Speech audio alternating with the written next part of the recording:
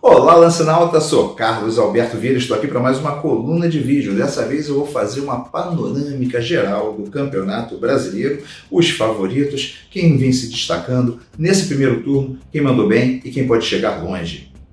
Bem, pessoal, meu papo é o seguinte: o Campeonato Brasileiro, a Série A do Campeonato Brasileiro, ela teve o seu primeiro turno, já está na sua reta final, tem times com um número menor de jogos, vão jogar essas partidas um pouco mais à frente, mas a tendência é que esse primeiro turno já delineou o que a gente pode esperar. E o que a gente pode esperar? Uma certa incógnita.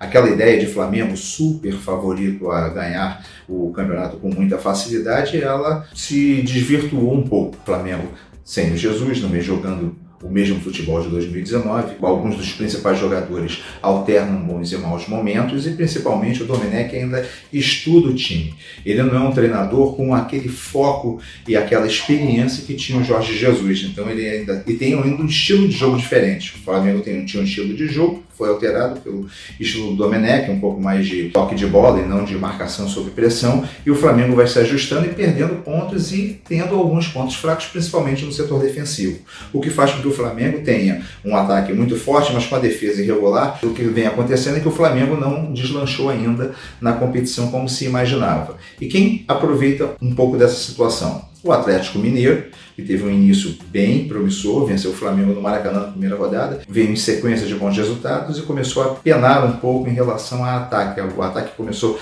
a não fazer gol, mesmo o Atlético dominando e pressionando quase todas as suas partidas. Outro que saiu bem foi o Internacional, que é muito bem treinado pelo Cudê. O treinador argentino, ele montou um esquema do Internacional muito bom. O Internacional, ele tem um time inferior ao Atlético Mineiro e ao Flamengo, mas vem se ajustando de uma boa maneira. O técnico tem o time nas mãos, então a tendência é que o Internacional consiga manter um certo padrão de equilíbrio. O Internacional é o time que lidera a competição. Há uma tendência do São Paulo, né? O São Paulo tem partidas a menos, encosta ou até ultrapassa esse trio. E ele está com uma certa dificuldade, porque o estilo do Fernando Diniz é um estilo muito ousado, o que acontece é que o São Paulo comete muitos erros em suas partidas e muitas vezes perde jogos ou deixa de ganhar por causa desses vacilos. E o seu principal jogador não está numa boa fase, que é o Daniel Alves. Então, quer dizer, o São Paulo ele precisa de alguns ajustes relevantes para que ele consiga entrar nesse grupo de 3 times que eu considero que são os favoritos ao título.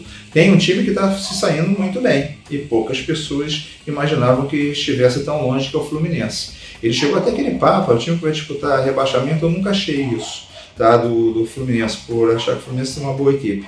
E o treinador Odair Hellmann não está conseguindo trabalhar bem a equipe do Fluminense. O Fluminense chega num posicionamento no campeonato que poucos esperavam, mas por causa das suas próprias competências, mesmo perdendo jogadores importantes e podendo perder jogadores porque o Fluminense precisa fazer caixa, então de repente no segundo turno pode perder alguém. Mas o Fluminense faz uma campanha muito consistente e muito boa, eu diria que é a campanha mais surpreendente do Campeonato Brasileiro, porque ele está conseguindo ficar muito mais próximo dos líderes do que do time da metade final da tabela. Infelizmente, o Palmeiras está demorando para encaixar. O Palmeiras ele tem um gaita de um problema, não apenas da irregularidade dos jogadores, como de falta de confiança. O Rony é um bom jogador, mas está totalmente inseguro. O Palmeiras tem essa falta de confiança. Contra o Bragantino, por exemplo, os primeiros 30 minutos maravilhosos, jogou bem 3-0.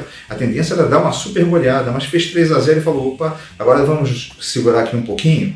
E aí o Bragantino, que estava morto, ressuscitou, jogou o segundo tempo, pressionou, o jogo terminou 3-1 e poderia até o Bragantino diminuir o placar e até mesmo empatar, ou seja, que era para ser uma goleada acachapante do Palmeiras, o Palmeiras recuou, o treinador recuou o time.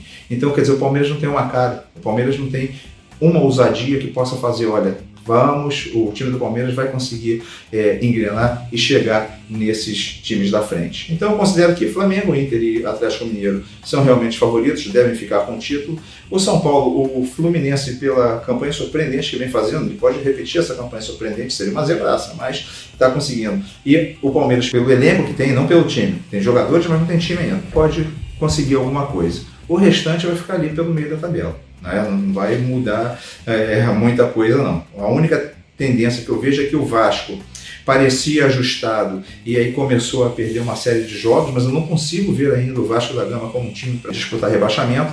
E tem essa situação do Botafogo. O momento do Botafogo não é bom dentro e fora de campo, e talvez esse mau momento de atuação de dirigentes, de pessoas influentes, mostrando que o Botafogo está uma verdadeira bagunça financeira e numa situação lamentável em relação a dinheiro, pode fazer com que o Botafogo, que empatou muito nos primeiros jogos, comece a perder as partidas e aí fica na zona de rebaixamento. Mas sem dúvida, Vasco e Botafogo tiveram uma queda gritante na metade final desse primeiro turno, e essa metade inicial do retorno vai ser determinante para saber se essas duas grandes equipes do futebol carioca vão se manter na elite ou não. Nesse exato momento, essa é a briga tanto do Botafogo quanto do Vasco. Então, pessoal, esse é o panorama que eu estou vendo após esse quase final de primeiro turno. E nesse domingo vai ter um jogo muito importante, que é o Flamengo e São Paulo. Se o Flamengo vence o São Paulo, mantém a sua invencibilidade nesses últimos jogos, desde que perdeu para o Del Valle na Libertadores já há 11 partidas,